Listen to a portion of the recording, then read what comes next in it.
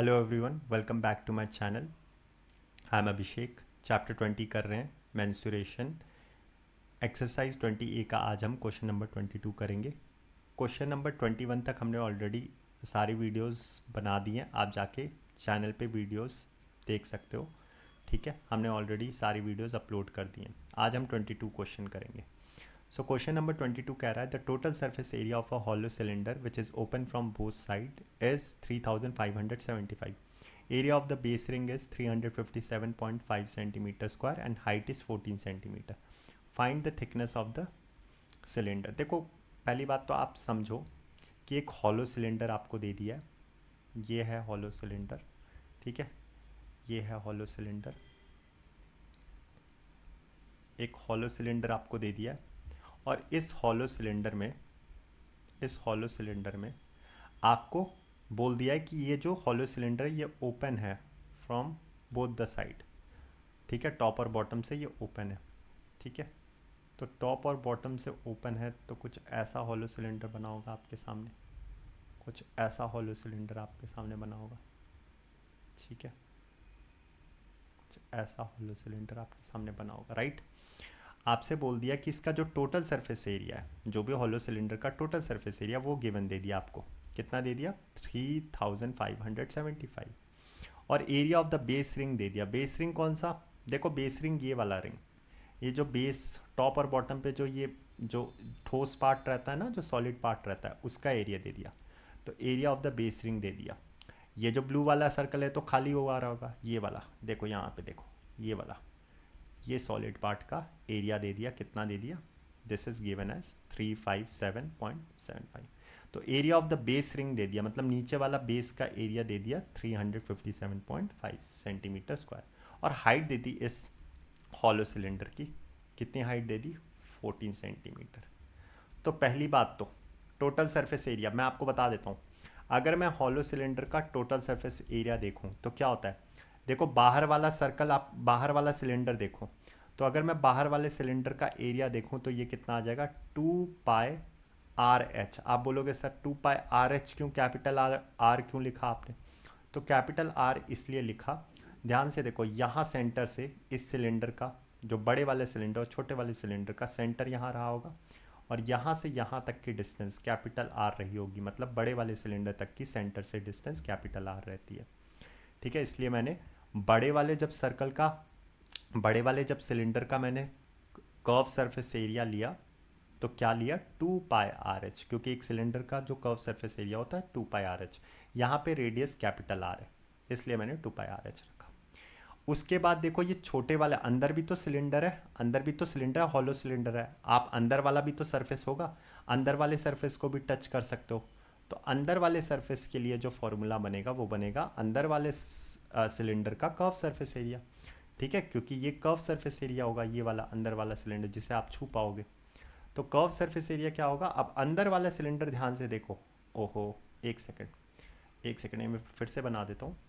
अंदर वाला आप सिलेंडर देखना, अगर आप अंदर वाला सिलेंडर देखोगे, अगर आप अंदर वाला सिलेंडर देखोगे तो अंदर वाले सिलेंडर का रेडियस कितना आ जाएगा? देखो, क्योंकि अंदर वाले का सेंटर यहाँ पे, ब्लैक में दिखाता हूँ, अंदर वाले सिलेंडर का सेंटर यहाँ पे, तो यहाँ से इतनी रेडियस कितनी मैंने मान ली? Small are. तो यहाँ तक की रेडियस कितनी मानी मैंने? यहाँ से यहाँ तक की रेडियस मैंने कितनी मानी? Small r. ठीक है, तो कर्व सरफेस एरिया क्या रहा होगा फिर? 2πRH अंदर वाले सिलेंडर के लिए। पर ये तो दोनों सिलेंडर का कर्व सरफेस एरिया हुआ, मुझे तो टीएसए चाहिए, और टीएसए में क्या होता है? टॉप और बॉटम का भी एरिया आता है। तो टॉप का आपको एक थोड़ा सा मैं आपको फिगर में बना के दिखाता हूँ। वैसे मैंने प्रीवियस क्वेश्चंस में भी समझाया है, आप जाके वैसे देख सकते हो। तो ऐसा रहा होगा, ठीक है, और ये रहा होगा सॉलिड पार्ट। अगर आप टॉप या बॉटम से देखोगे सिलेंडर का, हॉलो सिलेंडर का, तो ये पार्ट रहा होगा। ये रेड वाला जो सर्कल है ये तो खाली रहा होगा, और येलो और रेड के बीच में जो पार्ट रहा होगा ये सॉलिड पार्ट रहा होगा। ठीक है, अब मुझे ये एरिया कैलकुलेट करना है। कौन सा एरिया? ये वाला एरिया, ये वाला, ये सॉलिड वाला एरिया मुझे कैलकुलेट करना है, टॉप और बॉटम का। तो पहले तो एक ही का निकालो, एक का निकाल लोगे, फिर दोनों सेम रहते हैं टॉप और बॉटम, तो आप मल्टीप्लाई कर देना 2 से। तो एक बात बताओ, मैं कैसे निकालता हूँ? ऐसे कैसे एरिया निकलेगा? ये देखो, यहाँ से यहाँ तक का तो रेडियस कैपिटल आर रहा होगा, राइट, कैपिटल आर रहा होगा, और यहाँ से यहाँ तक का रेडियस क्या रहा होगा, स्मॉल आर। अगर मुझे एरिया कैलकुलेट करना है तो एरिया कैसे होगा, बड़े वाले सर्कल में से छोटे वाले सर्कल को एरिया को माइनस कर दो। तो आप बोलोगे सर मतलब पाई आर स्क्वायर, बड़े वाले सर्कल का area pi are square, right, minus छोटे वाले सर्कल का एरिया पाई आर स्क्वायर। तो बड़े सर्कल में से जब मैं छोटा सर्कल माइनस करूंगा तो ये बचेगा क्या, सॉलिड वाला पार्ट विच इज पाई। और ऐसे कितने सर्कल बनेंगे, एक तो टॉप बनेगा और एक बॉटम बनेगा। तो 2 into pi are square minus pi are square.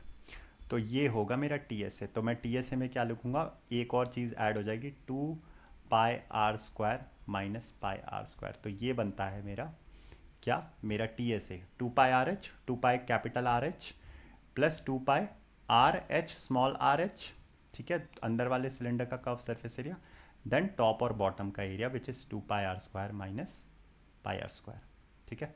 तो 2 into pi are square minus pi are square. अब आपको ये कॉन्सेप्ट समझ में आ गया होगा। तो आपसे क्या बोला, आपसे टोटल सरफेस एरिया दे दिया। अब मैं सॉल्यूशन स्टार्ट कर रहा हूँ, सॉल्यूशन 22। देखो तो आपको टी एस ए दे दिया of a hollow cylinder which is कितना, 3575, राइट। आपको टी एस ए दे दिया, आपको एरिया ऑफ द बेस दे दिया। तो area of base, area of base दे दिया जो कि किसके बराबर है, 357.5 के, ठीक है, 357.5 के, ये एरिया ऑफ बेस दे दिया आपको। आपसे कह रहा है थिकनेस बता दो। अच्छा थिकनेस क्या रही होगी, ये भी कॉन्सेप्ट अच्छा है, ये पार्ट भी मैंने आपको बता देता हूँ। अगर मैं थिकनेस देखूँ तो थिकनेस ये पार्ट रहती है, ठीक है, मैं आपको ध्यान से दिखाता हूँ, ये पार्ट, ये होगी थिकनेस, इसी को मैं बोलता हूँ डब्लू, मैं थिकनेस को डब्लू से डिनोट कर देता हूँ, ठीक है। तो अगर मुझे थिकनेस निकालनी है तो आप थिकनेस कैसे निकालोगे, तो थिकनेस होती है capital R minus small r. Thickness will always be equal to capital R minus r. अगर मुझे ये पार्ट निकालना है तो देखो बड़ा वाला सर्कल का रेडियस कैपिटल आर, उसमें से माइनस किया मैंने छोटा वाला सर्कल, तो ये वाला पार्ट निकल जाएगा, है ना।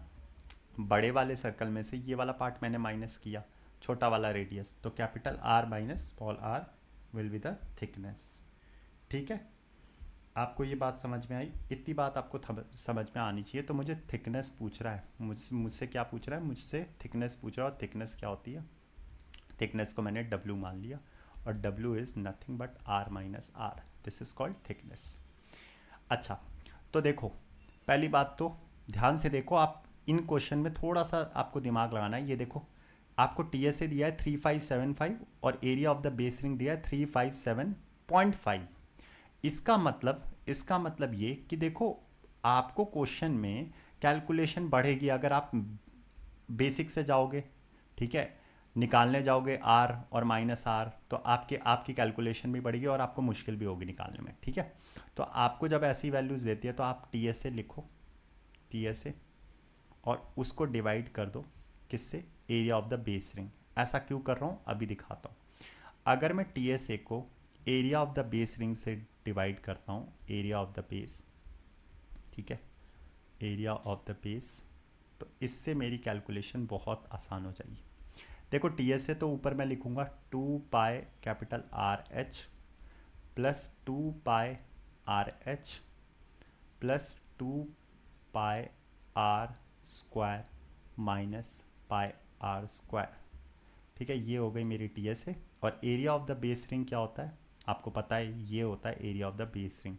तो एक ही area of the base ring बोला है बेस का, तो एक ही बार लिखेंगे pi are square minus pi are square, ठीक है, क्योंकि हम टॉप और बॉटम का नहीं ले रहे, सिर्फ area of the base ring मुझे गिवन है 357.5 सेंटीमीटर स्क्वायर। अब देखो यहाँ से देखो टी एस ए मेरे को कितना गिवन था, टी एस ए मेरे को गिवन था 3575 मेरे को टी एस ए गिवन था, राइट। और एरिया ऑफ द बेस कितना गिवन था, 357.5। तो इधर से आपने देखा ये नंबर डिवाइड हो जाएगा, कंप्लीटली डिवाइड हो जाएगा, ठीक है, और ये डिवाइड होकर 10 बन जाएगा, अभी दिखाऊंगा आपको। बाकी अब यहाँ से देखते हैं यहाँ से क्या क्या कॉमन निकल सकता है।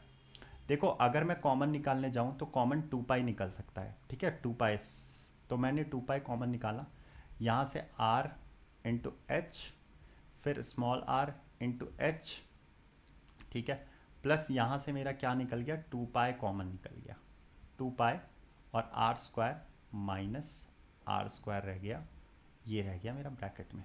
ठीक है, तो ये 2 पाई मैंने कॉमन निकाला, तो अगर ये 2 पाई कॉमन निकाला तो मैं आपको सीधा ये डायरेक्ट लिख के दिखा रहा हूँ, तो ये कितना रह गया होगा, r square minus are square, r square minus are square. तो पहले मैंने आपको दिखा दिया, ठीक है। अब मैं ये सीधा लिख रहा हूँ 2 pi are square minus are square divided by pi, देखो नीचे क्या रहा होगा, आर प्लस आर, क्योंकि जैसे ही मैंने यहाँ से कॉमन निकाला pi, are square minus are square रहा होगा और A square minus B square के फॉर्म में लिख सकता हूँ आर माइनस आर। ठीक है, ये मेरा पहला स्टेप रहा।